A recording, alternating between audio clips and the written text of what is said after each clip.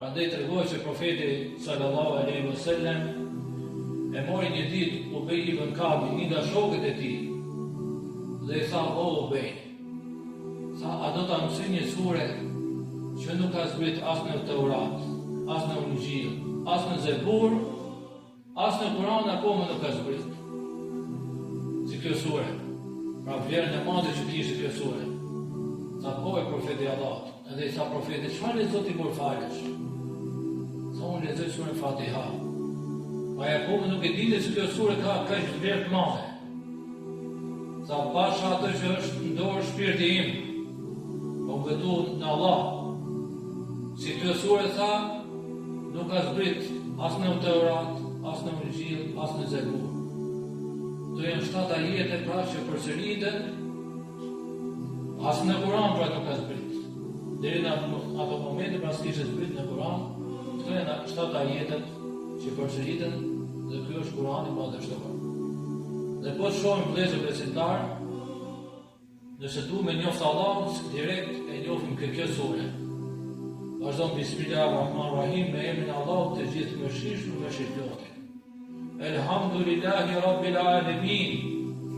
Lavdërimet, falënderimet i ka bërë Allahu, Zotit të botrave. Zotit të botrave. A jo vetëm bota e jon këtu, po dhe botët tjera, Allahu është krijuesi. Dhe Allah e tregon direkt veten e tij, Ar-Rahmanir-Rahim, për ta përforcuar dhe i herë.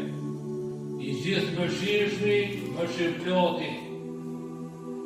Ky është Allah, pra është i gjithë mëshirshmi, prej mëshirës së tij jetojmë ne, ushqejemi ne, i kemi këtë mirë në këtë botë, sepse na përfshin emri Allahut Ar-Rahman, Ar-Rahim, është i veçantë për besimtarët në botën tjetër. Prandaj Allah subhanahu wa taala ka 100 mëshira.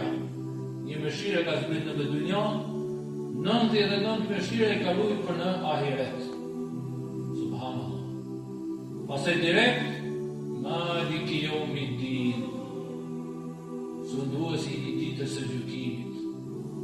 Sunduesi ka Zoti do gjykojë në ditën e gjykimit.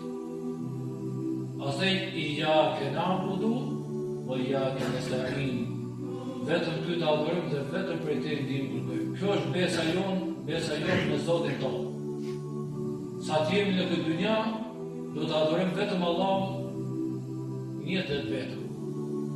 Si adhurojmë Zotin e, si shta ka mësu Kurani dhe si shta ka mësu profeti Muhammed alayhi salatu wa salam.